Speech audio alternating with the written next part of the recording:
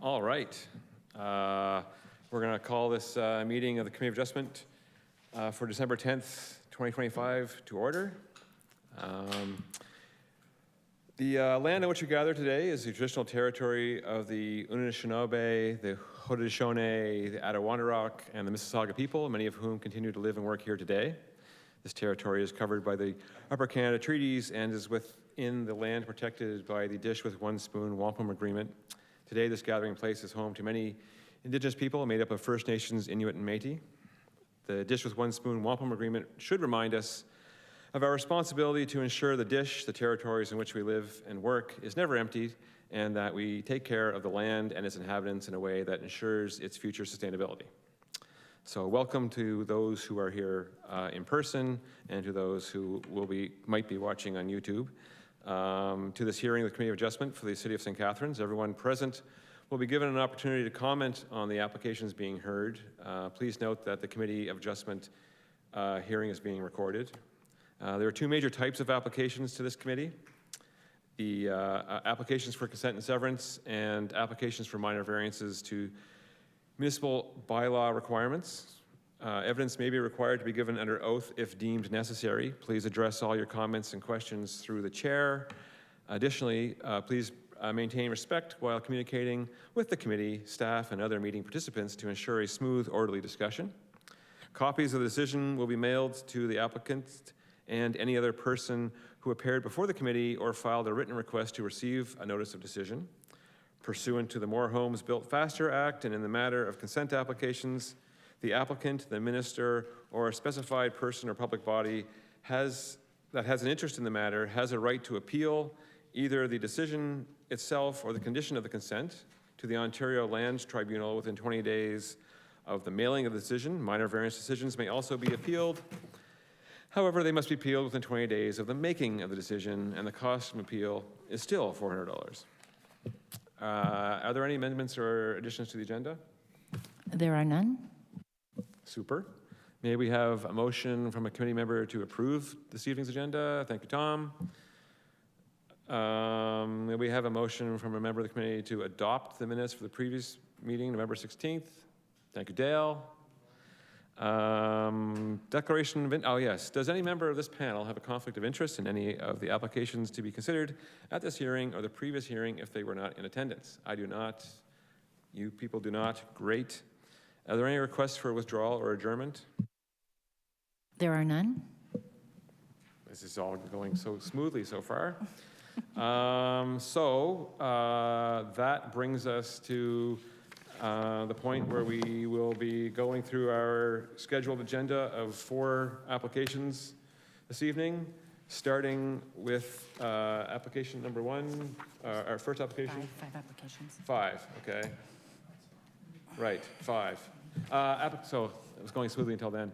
So 44 Locke Street, would the representative and or owner please come down here to where I'm gesturing? There's a sign, a chair, a microphone, warm thoughts. So you'll sit down, turn on your microphone, you'll give us your name and address where you can be found, either where you work or you live, and then we are inviting you to comment on the application, assuming that you've had time to read staff report.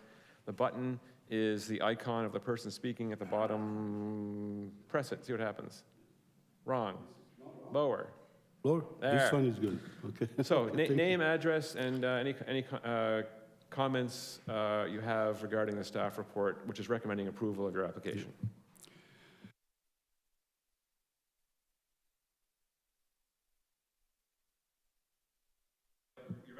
Okay, yes. My name is John Stankovic. I live in Fonthill, 17 Scaddell Street, Court, and I bought this property on 44 Locke Street in June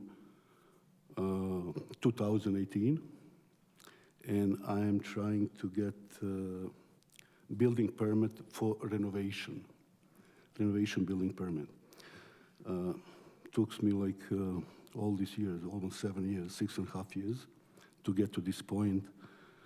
First of all, whatever was issues like encroachments and all kind of different things, like 2 or 3 times I went to heritage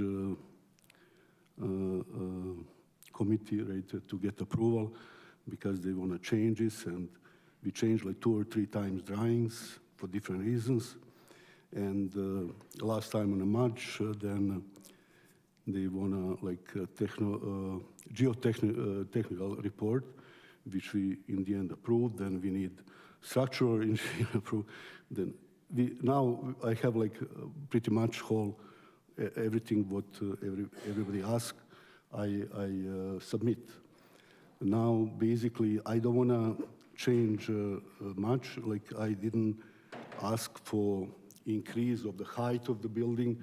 This means I'm gonna stay in same height, whatever it is. Heritage Committee wants me to get same windows, same size windows, same shape of the windows. I'm agree on everything, whatever somebody wants me to do it, but just to be done, right? Okay, great, thank you. This is, now we're going to ask the committee members if they have any questions of you or clarifications from the staff. Are there any questions from committee members of the applicant or clarifications required from staff? If not, then we turn it over to anybody in the gallery who wishes to speak to this application for 44 Locke Street. You do? Okay, so you will have to come out of your comfort zone and come down and sit at the head of the horseshoe, speak into the microphone, give us your name and address, and share your comments with us. So while you're getting comfortable, there are 4 minor variances to accommodate this proposed second-story addition to an existing detached dwelling. The 4 minor variances are all related to front, rear, and side yard setbacks. So as the applicant mentioned, there's no minor variance for height or anything like that. So what you will be speaking to in your comments should relate to your comments regarding the minor variances being requested. So, okay, so if you can hit your microphone button and tell us name, address, and share your comments, please.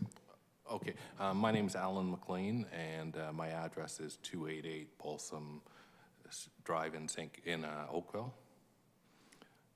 Do I have to give my postal code? Okay. Okay. Just a couple of comments I have with regards to the minor variances. So I guess my first one is if 44 Locke Street has a 0 lot line setback, this will impact the construction of the home that we've designed on 42 Locke Street, which is the adjacent property. It will simply mean things such as fire ratings, etc., will incur additional costs for the construction because the home is a 0 lot line for us. So just to clarify, it's the front lot line facing the street, which is 0, and it's actually relative to the existing portion of the building that's to remain, from what I could tell. Is actually, do we have it? Okay, there it is. So, so the adjacent, so the side yard setbacks, Yes. which would affect Correct. you, those are not suggested to be 0. It's just the front yard setback. oh, so that was changed. Okay, sorry, Yep. my apologies. I'm just clarifying. Okay. So keep all right. going. So in the front yard, if the 0 setback, the house will stick out from all the other houses on the street. So if it is a 0 lot line is going to be kept from the front yard, then I would request that if you're going to set this precedent, that we have the ability to apply or receive a 0 lot line as well for 42 Locke Street. Right, so this is, what we're doing here is not precedent setting. It's a lot by lot basis. So your situation has nothing to do, so you have an adjacent property and you're asking that if this property is granted certain variances on this, will your property also have the benefit of those variances? Yeah.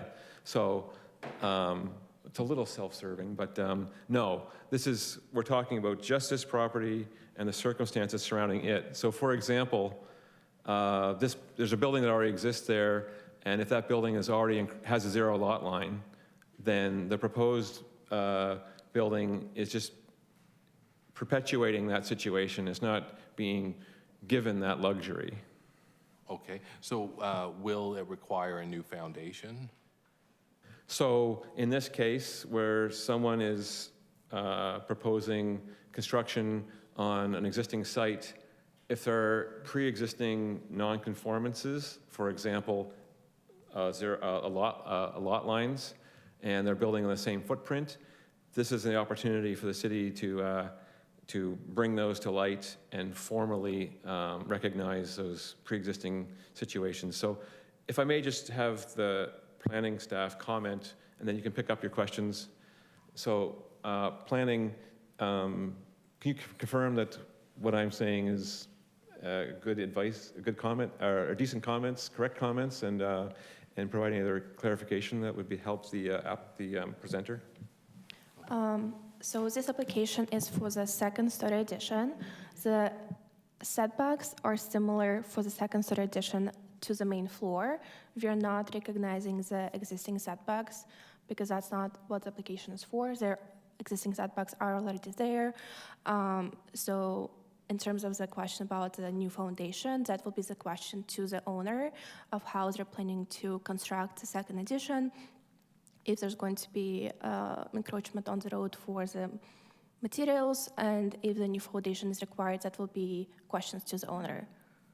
But the comment about the fact that the footprint of the existing building does not meet these minor variances, and it is in fact the proposed second floor addition is not going beyond the existing footprint. Is that correct? That is correct, yes. So I was a bit more to the point about, it's recognizing the fact that the existing building has these does not meet the zoning bylaws for interior side yard and front setback. So the existing building doesn't meet these 4 requirements as it exists right now without a second floor addition. So the city's taking this opportunity to recognize the fact that new construction is going to happen, that these variances exist, and they just want to, they've asked the owner to come before the committee to formally recognize those. Does that just confuse you more, or is it providing clarity?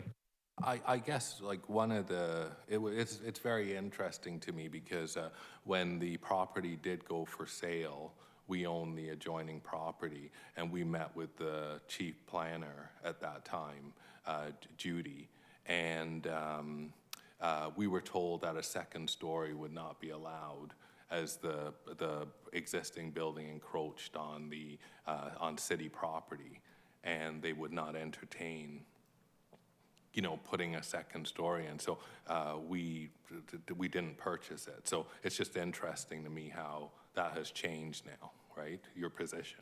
So I can assure you that the city, so the part of the application process requires that the application is distributed to various departments in the city to review it. And if there was any determination that there was actually a building encroaching on beyond the lot line, it would have been flagged at this point. I'm not sure what the person you spoke to previously would have known specifically about that, or since then if it's been rectified in some way. But there would be no situation, unless, of course, the staff knows more than I do. Yes? To the chair, the main floor of the building does encroach onto city property. That would be correct, and that's what you would have heard. The second story that they have proposed at this time does not encroach onto city property. They have placed it in a way that it doesn't extend beyond the lot boundaries. I can't speculate as to what your conversation was or what Judy would have been speaking to at the time, but my guess is that it might have been true that we wouldn't entertain any new encroachments, but what's before us is a proposal where they have expressed that they're able to keep it within their lot lines. So on the site plan, I mean, I can't see where there's an encroachment on the lot. That would be the lighter hatching to the Oh, top okay. and a little bit to the side. So out to the front, there's, it looks like about a, sorry, I'm not sure if I'm looking at the right dimension, but a 0.5 perhaps encroachment into the city road allowance. That's the Okay. first story only. Okay. And then to the north, or the top of the drawing, actually, Right. more accurately, there's a fairly sizable encroachment. That's an existing situation. There's an encroachment agreement with the city for that existing situation. The new proposal of the second story is requesting setback reductions, but not new encroachments. It would be entirely within the private lot.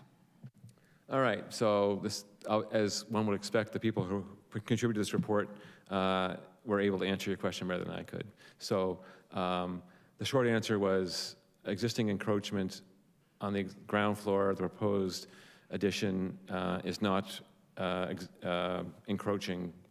So they're not making them tear down a building just to conform to the encroachment. There's an encroachment agreement, so it's been recognized. Okay, that's fair. All right, thank you. That's my only comments then. Okay, great, thanks. Is there anybody else in the gallery who wishes to speak to this application? Okay. Is there any further questions or clarifications from the committee members? Okay, thank you. Okay, great. So Dale, if you'd like to turn on your microphone and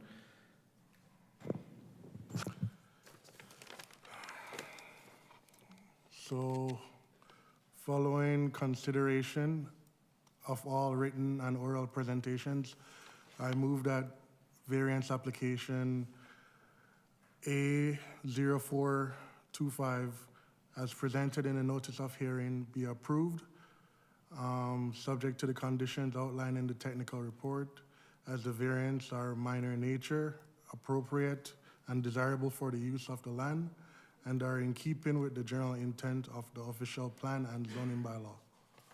Thank you. thank you. So motion in support of the application, which is supported by staff's report. All those in favor of the motion? Okay, so your application's been approved unanimously. Thank you for everybody, Yeah, thanks. you're welcome. Thank you. Okay, so that's how it's done. 41 Emmett Road.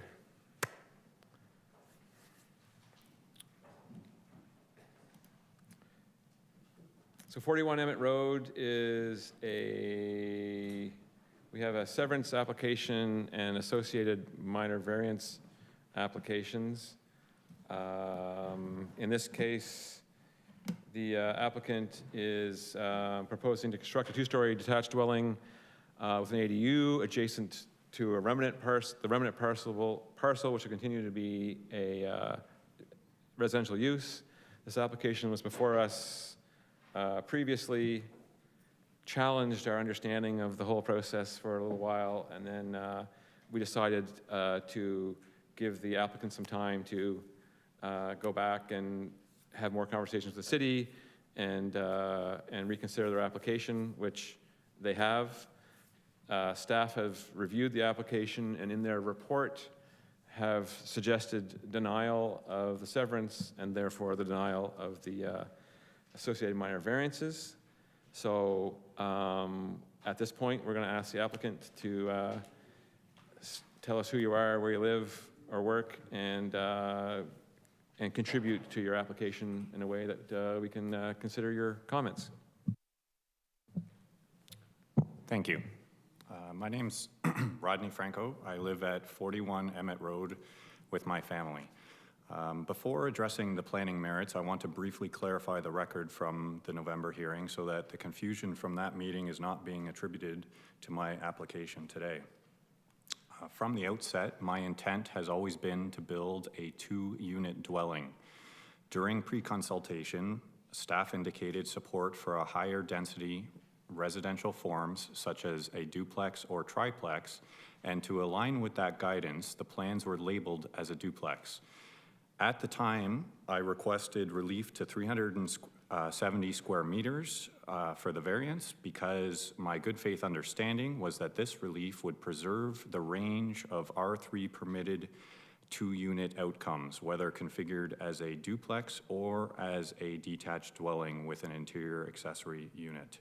That understanding was not unique to me. You will recall at the previous meeting on November 12th, a committee member asked staff directly whether approval of the 370-meter square variance would still allow that flexibility, which reflects that this interpretation was reasonable. The confusion that followed led to the deferral. That issue is now resolved, and the application before you today accurately reflects the relief I am seeking.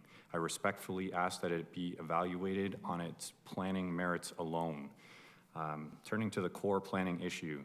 So there's no residential zone in the city of St. Catharines that can accommodate this severed lot for a single detached dwelling, even when using the city's absolute minimum permitted standards.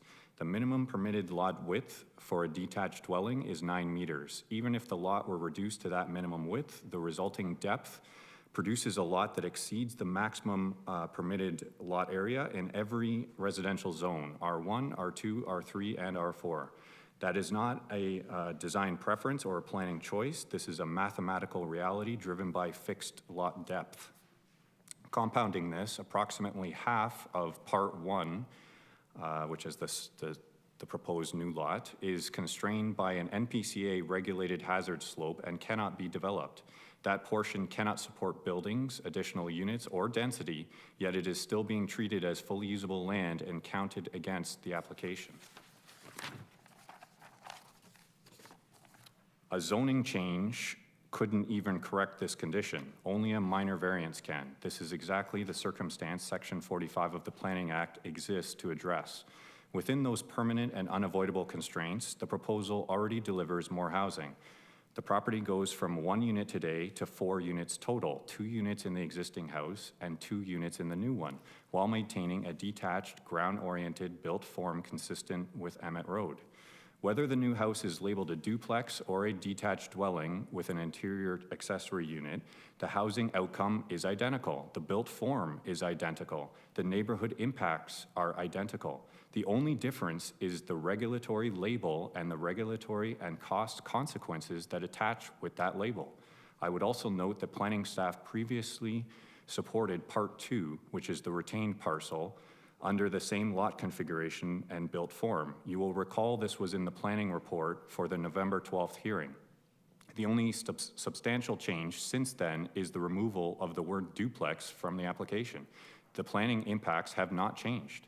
Staff's recommendation relies heavily on a theoretical density target. However, for ground-oriented residential development in the R3 zone, density per hectare is not a zoning standard. It is a general official plan target.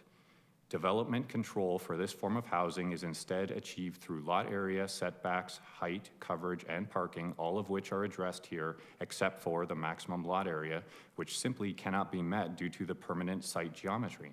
I also want to address staff's comment that an accessory dwelling unit cannot be required or enforced. I understand that point. However, that observation applies equally to many forms of approved development and does not change what is before the committee today. The application as filed includes an accessory dwelling unit shown on the plans, and that is what is being evaluated. Speculation about hypothetical future changes is not unique to this proposal and does not alter its planning merits. Finally, with respect to policy intent, the purpose of the accessory dwelling unit framework, both provincially and municipally, is to reduce barriers and enable additional housing. ADUs are deliberately excluded from density calculations because density limits are often the very barrier that would otherwise prevent a second unit. Using that deliberate exclusion as a reason to refuse housing turns that intent on its head. Even though the proposal delivers exactly the kind of gentle, compatible intensification the policy is meant to support. For those reasons, I respectfully ask that the committee approve the consent and associated with variances. Thank you. All right, thank you. So one comment or observation that I'm making is, so the first, regardless of the building form, the first review is this idea of cutting up the property from the city's perspective, regardless of what's being put there. And my take on it, and I'll ask staff to confirm if I'm understanding it correctly, is that by granting this initial consent, it compromises the entire potential for density for the entire like almost 40-meter wide lot by making this 13-meter wide lot.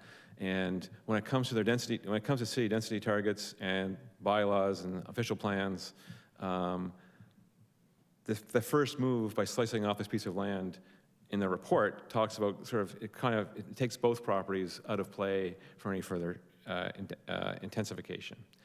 So it's the severance which is being looked at first, and my feeling is that once it's denied, well, of course, then the minor variances for the actual buildings don't come into play. So I'm going to ask staff. Can I just clarify a point there for a second? No, I'm going to ask staff to clarify, and then you can, if you want to add to their clarification, we'll come back to you. Okay. Honestly. So, so the idea of applying the density, the potential density, so is it the idea that the potential density of a development of a more is being compromised by, again, cutting up this lot into smaller pieces, and therefore, once it is, if we were to approve the severance, then we have sort of forever taken away the potential development of this lot to its highest density? Is that the primary simplified reason for the denial of the severance? That would be an accurate simplification, and I would just add that that consideration of severing the lot does require us to consider whether the size and configuration is appropriate for the use proposed. And that use is a single detached dwelling with an accessory dwelling unit, but it is a detached dwelling, which would be why the staff recommendation, as we did submit a report last committee, has changed because our understanding of the proposal has changed, so the proposed use has changed. So now the lot that is proposed is not considered to be meeting the standards that we need to see that lot severed up because of the density required on that lot. Okay. And again, taking, again, as the entire lot, the back, again, as a almost 40-meter wide lot with the back corner steep slope being unbuildable, as a full lot, it still has more potential. And then if you to cut off, create the smaller lot, obviously the proportion of the unbuildable part, because of the top of slope, again, sort of compromises the density and what could be built, the built form that could be there. Yes, essentially, and to do so would, from our perspective, would require you to at least develop the new Part 1 at the density, the general density we're looking to target, in order to make that worth it. So if that hasn't provided you any clarity, I'd invite you to make your comment now. Sure, it was just regarding your comments there about Part 2, which is the retained lot being still 40-ish meters wide. Yeah, well, the total is 60, the total overall is 60, sorry, that's the depth, 30, right. So it was previously supported, even though the density was still going to be lower because it was still able to be further developed. Part 2 is still able to be further developed, and those comments were in as showing support for Part 2's severance, whereas now that has all been removed, and the only thing that's changed is the label of the house. It's identical, as you can see. The house is identical. So there's nothing that's changed other than this arbitrary label that applies 2 official units to it versus an ADU, which only officially is 1 unit, and that reason is because of what I talked about in my opening statement. Fair enough. So I'm going to go to the committee, and if anyone there wants to raise that as something that they need clarified, they're welcome to do so, or any other questions or comments you may have, members? Anybody?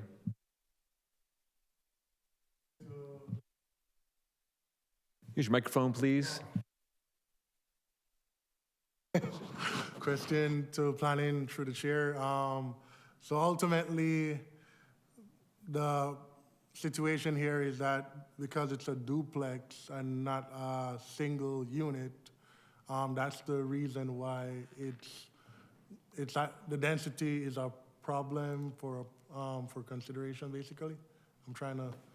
So, yeah, so the question then is the applicant's question, what specifically about a detached accessory dwelling unit proposal versus a duplex caused the staff report to reconsider the developability of Part 2? Through the chair, or to the chair, I do want to just clarify the member's question, because I'm not sure if you indicated that you said that by virtue of this being a duplex instead of a detached was causing a problem. Did you mean the opposite? I just want to. That's how I understood it. Yeah, okay. Which speaks directly to the. Just want to make yeah. sure we're all. Yeah, so a detached dwelling is considered as one unit. ADU units, while they are another unit, they do not contribute to density. So a detached dwelling contributes as a single unit towards density. A duplex would contribute 2 principal units towards density. If it is left as a detached dwelling with an accessory dwelling unit, that still requires the committee to recognize and permit it as just a detached dwelling initially. And that could mean that the ADU could be removed in the future, that unit could be lost. If it's approved as a duplex, or if there is something permitted, or rather if it's severed and they build a triplex or fourplex on the property, those units would have to stay to meet zoning. But if you permit a detached dwelling, that secondary ADU doesn't have to stay in perpetuity in order to meet the zoning. So that is the difference to staff. And even though they're both 2-unit developments, only one is something that the city could enforce in perpetuity to continue to be 2 units in the future, and that would be a duplex. The detached dwelling approach is what staff has concern with. So yes, it's the fact that we consider them different. I understand the applicant's interpretation that this is 2 units in either case, but that is why that differentiation matters to us, because only one would be 2 units forever as far as the city can ensure. Thank you.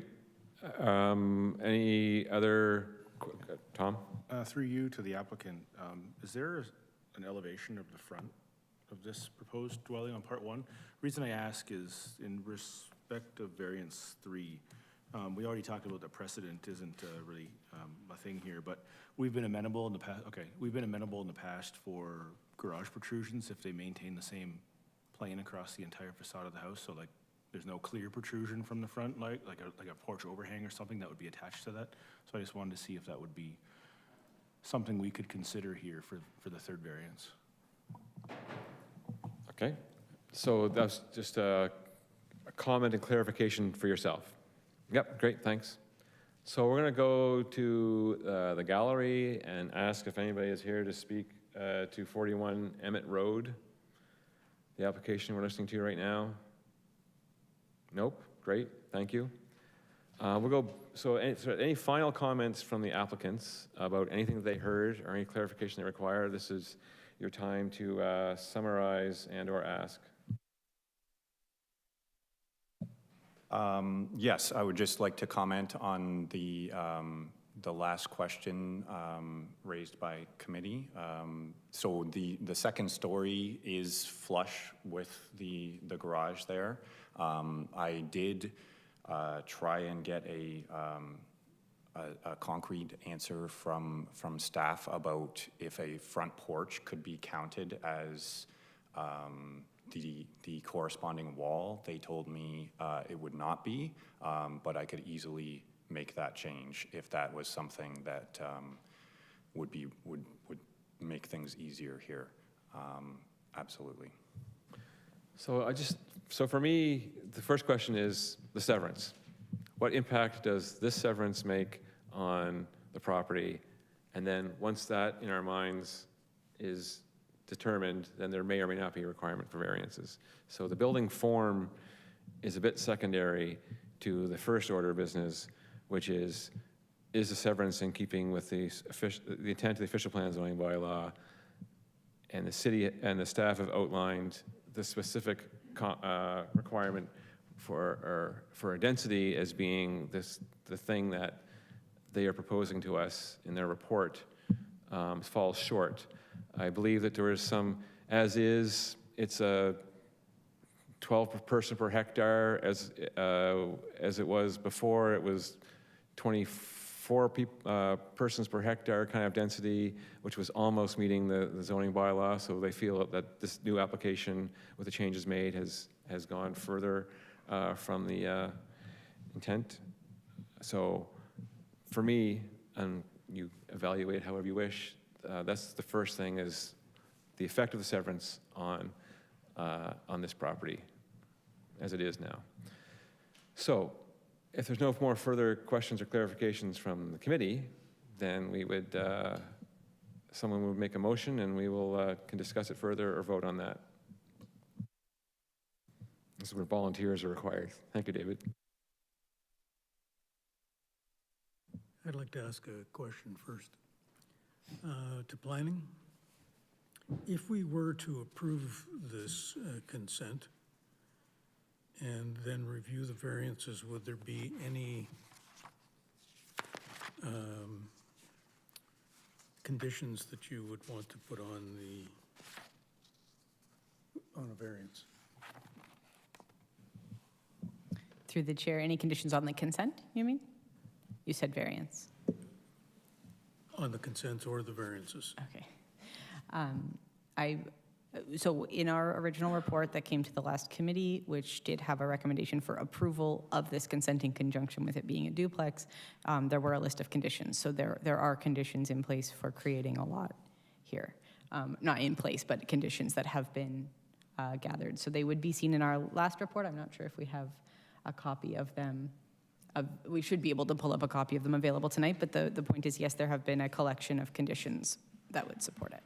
So just for clarification, while we're distributing those, what the committee member is asking is, if, even though the city is recommending denial, if the vote is for approval, if it's approved, were they prepared to suggest conditions based on the approval? And what's happening now is that the conditions that were proposed at the last hearing are being redistributed for our review, that may be chosen to be part of the motion to reflect. So we'll take a little while here to refresh our memories as what they were, and then perhaps David would want to continue with the motion once he has that understood.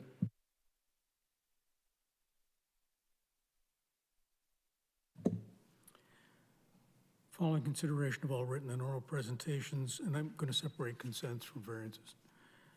Following consideration of all written and oral presentations, I move the consent application B2325SC as presented in the notice of hearing be approved, subject to the conditions outlined in the documentation that was just provided us.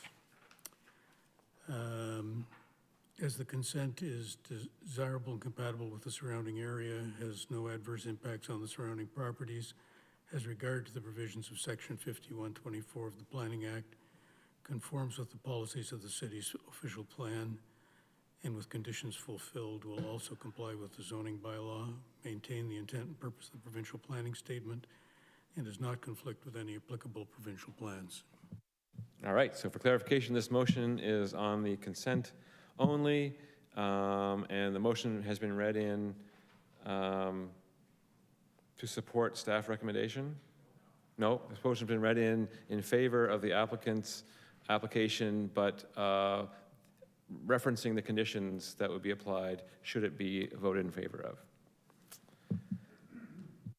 So, any further discussion required? If not, all those in favor of the motion, show of hands, please. Those opposed? So that has passed 3 to 2. So you have your severance with those 11 or so conditions as a requirement. So now we're gonna read in the minor variance request. Following consideration of all written and oral presentation, I move that variance application is No, just A6025, as presented in the notice of hearing. Variances 1... Yeah, just a sec. The variances 1 and 2 of variance application A6025 be approved, and that variance 3 be revised to require the attached garage to be consistent with the corresponding wall of the dwelling unit. Okay, so now we're voting, the applicant now has their severance, and now we're voting on the associated minor variances. All those in favor of the motion to grant the minor variances? Oh, hold on now, is there any clarity required what we're doing? Just clarity, if a motion fails, would another motion in support of the variances be allowed to proceed? I believe we can, yes, but couldn't make it, that's why I wanted to clarify the first motion, because normally we've been asked to read it in favor of the report, but we didn't do that. Anyway, so right now the motion is to support the variances requested.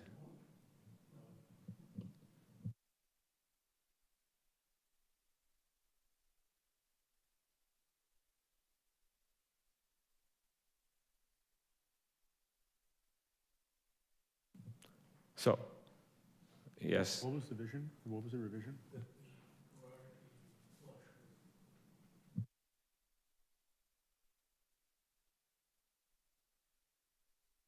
So you're against the variance 3? You recommend denial of variance 3? Modified it. I'm just, sorry, I'm not sure I understand the modification, because the variance is for permission for the attached garage to protrude 1 meter beyond. You're saying it has to be flush, or is it flush with the porch overhang? Building face. I'm just wondering if that makes the variance irrelevant. Pardon? Does that make the variance irrelevant, though? Well, it means Because it's required they're to be not granting, right now, the motion is 1 and 2 approve, 3 modified to not, I mean, right now, I think that if maybe staff can comment on this while we're in the middle of this motion, but the garage is supposed to be a meter setback from the principal face of the building. And in this case, they're asking for it to be protrude, but the motion is to be flush. So it is relevant. So all those in favor of the motion? Actually, can I clarify, No, please? That's no, incorrect. What no. you stated is incorrect. It doesn't matter, we're in the middle of making a motion. We'll clarify that later. Okay, we're making a motion. Those in favor? Okay, we're having another question. The fact that I voted for a declination in reference to the severance, and now contemplating the minor variances, there's nothing saying that I have to be consistent. I was thinking about that myself, so no, because that is now reality. So Yeah, exactly. with that new reality, I am thinking about this in that light. That's exactly where I was going with Oh, you've this. already spilled the Yeah. beans on how you're going to vote. So all those in favor of So the I took motion? you off the hook by asking that question. All those in favor of the motion? Those opposed? Oh, I didn't see that coming. So it was 4-1 in favor of the motion to grant variance 1 and 2, and that 3 has been corrected or changed to be flush with the building. In the final motion, following consideration of all written and oral presentations, I move the variance application A6125 as presented in the notice of hearing be approved. As the variance is minor in nature, appropriate and desirable for the use of the land, and is in keeping with the general intent and purpose of the official plan and zoning bylaw. All those in favor of the motion? Oh, that's been unanimous. Okay, so what has just happened is you got everything that your application requested, except for the protrusion of the garage, whether or not the actual zoning bylaw says it has to be a meter back or not. You're not permitted to build it in front of the principal face of the building. Right, but the clarification was that it's not required to be recessed. the bylaw states flush. Correct. So the minor variance That's was, what you got anyway, so. right, Yep. but the interpretation could have been thrown off on the vote there because as they were. But it wasn't, so you're good. But it was because they weren't voting on the correct thing, because there They was. voted on the motion was that the garage be flush with whether it's is or But, isn't. but that's not, they voted to modify the variance, but that's not modifying it. That's just canceling it altogether. It's semantics, sure, but is not going to be a meter proud of the principal building face, so. Thank you. Okay, yep, you're welcome. Okay, so now we're off to 189, 191 Queenston Street.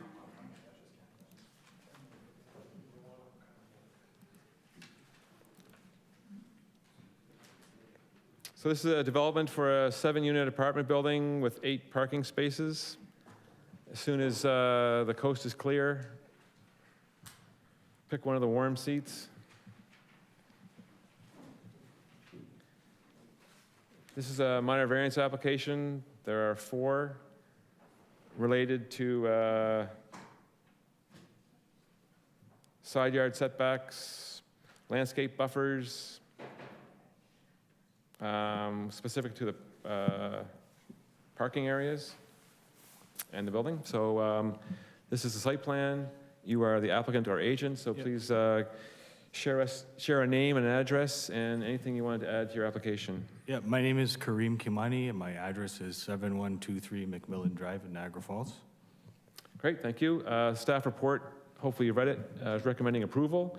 If there's anything you felt you want, with approval for variances 1 and 3 to 7, and they're suggesting that variance 2 have a condition associated with it. So if you're That's the one on the rear lot line?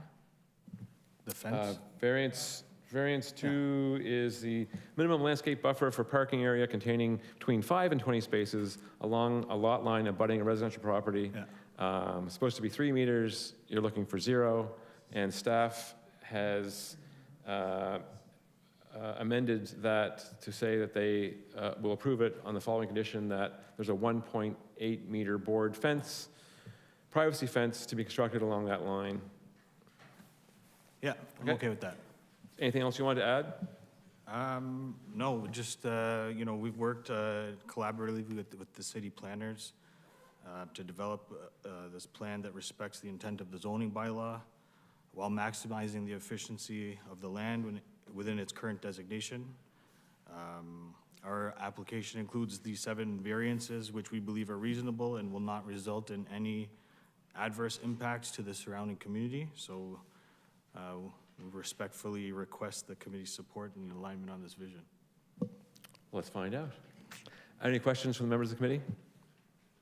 If you could turn your microphone off, please. Sure. Any questions, members of the committee? Anybody in the gallery wish to speak to this application?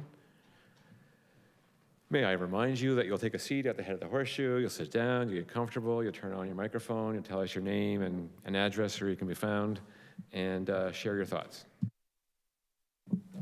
Hello, my name is Gabriel Atala. I own the property.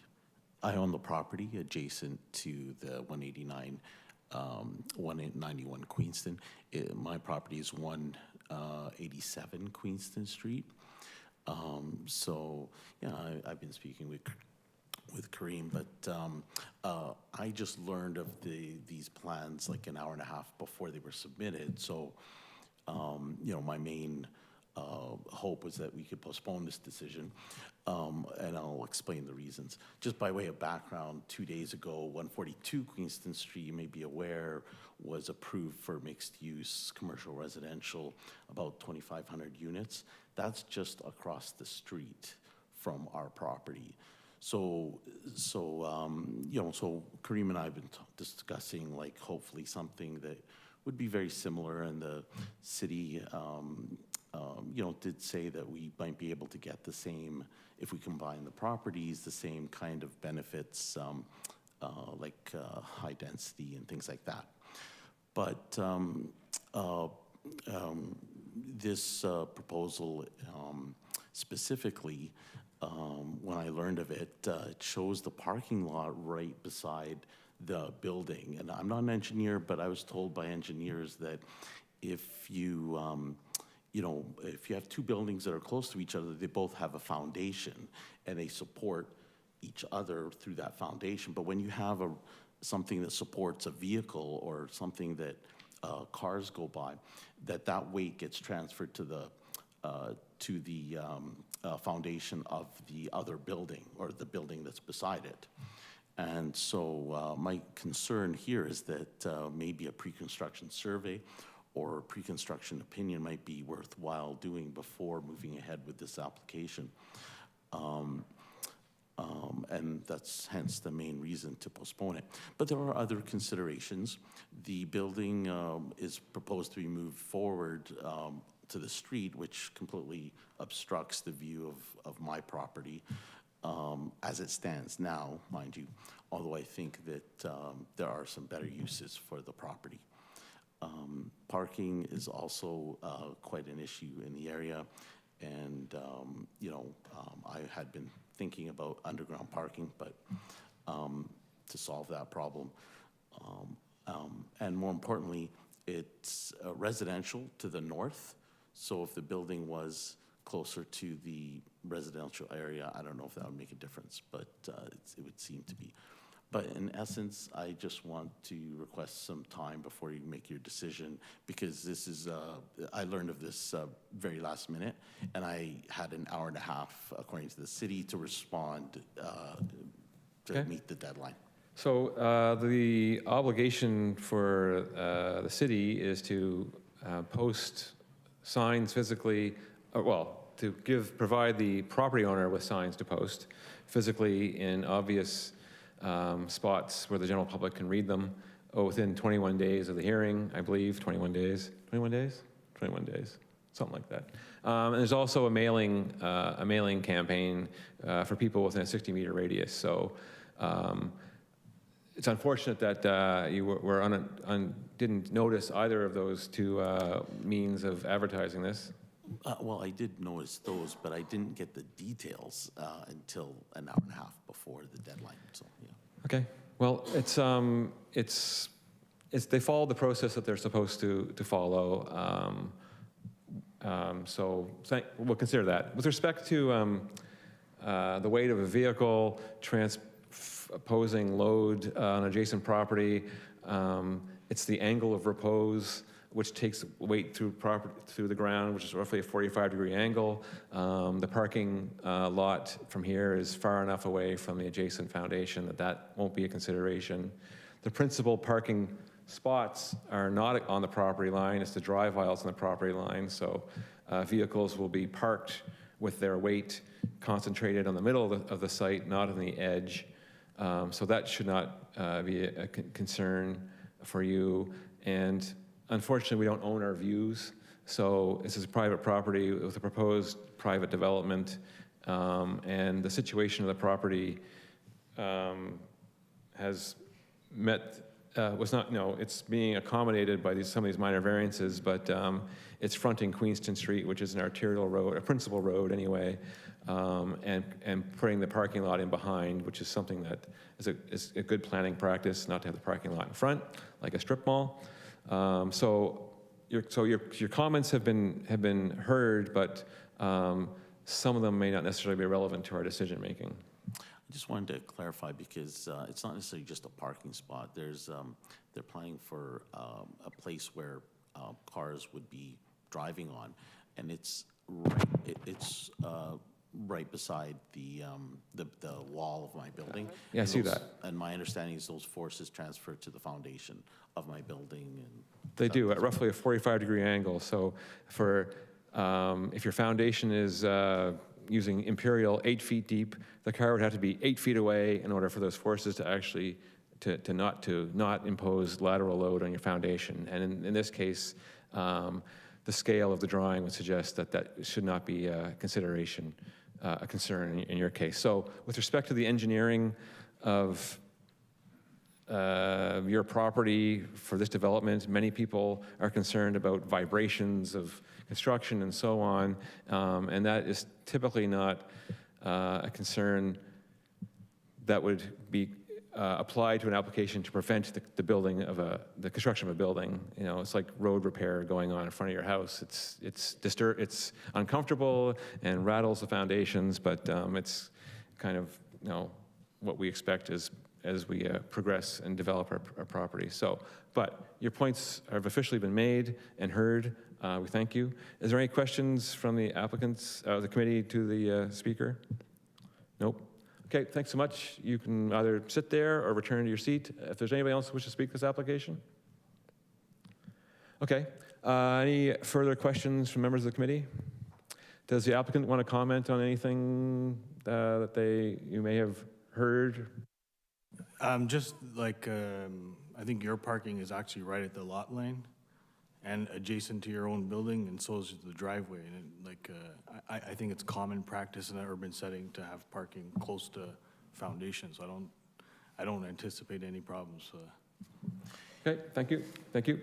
Can I just respond to that? Well, Yeah. through me. You're supposed to be speaking through me. So, yeah, that's okay. Okay. But yes, you may. Yeah, no, it used to be very common practice to put driveways right beside the wall of the building, but I think engineers have learned from that. The building's 100 years old. They've learned from that, and that's why I don't think they do that anymore. Thank you. Is there a member who wishes to make a motion? Carrie, please.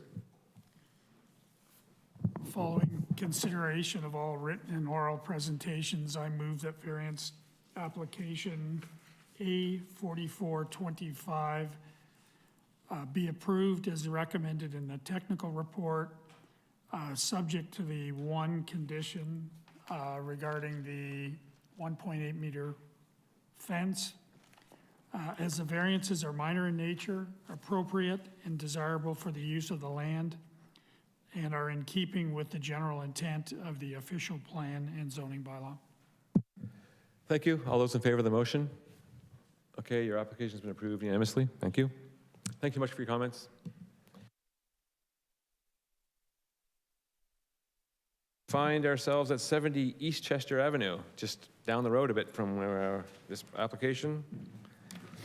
At this application, there's a minor variance, two minor variance applications. This is for a proposed 6-story mixed-use building comprising of a total of 60 residential units with a ground floor commercial space. The minor variances are minimum rear yard setback related, landscape buffer related to the development along this long strip of land. And we have the applicant and/or agent here to, we'll learn your name and address, and we'll be happy to hear any comments you wish to add to this application, which staff is recommending approval. Ella Eroğlu from Elark Architects. We don't have any comments. Planner explained everything, and if there's any question, I would be happy to answer. Thank you so much. Thank you. Questions from the committee members? Anybody in the gallery who wishes to speak to 70 East Chester Avenue application? This is the proposed site plan there. Nope. Okay. Thank you. Back to the committee for a motion. Tom? Following consideration of all written and oral presentations, I move that variance application A6425, as presented in the notice of hearing, be approved, as the variances are minor in nature, appropriate and desirable for the use of the land, and are in keeping with the general intent of the official plan and zoning bylaw. All those in favor of the motion? Your application has been approved unanimously. Thank you. 61 High Court Crescent, come on down. This is a minor variance application, 2 minor variances, minimum rear yard setback, minimum parking area width considerations as for a proposed triplex. The staff report recommends approval of the application for the 2 minor variances. The applicant and/or agent is here. They're going to share with us their name and address where they hang out, and anything else they wish to add to their application.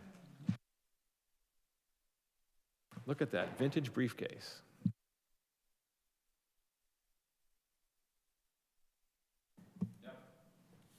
Good evening. My name is John Kadzierski. I'm the agent for the owners, JK Home and Commercial Inspection Services. The variances are minor in nature. We're not doing any change to the footprint of the building. We're just doing some minor interior alterations. I have no other comments. Great, thanks so much. Any committee member have any, does the committee member have any other questions, comments? Nope. Of the people remaining in the gallery at this last application, does anybody there here wish to speak to this application? Just hanging out? Okay, good. You feel like you want to say something, but you're intimidated by coming up to the front. Come up to the front, talk to us. No? Okay, good. You've been given an opportunity. You're welcome. So we can move right into a motion then.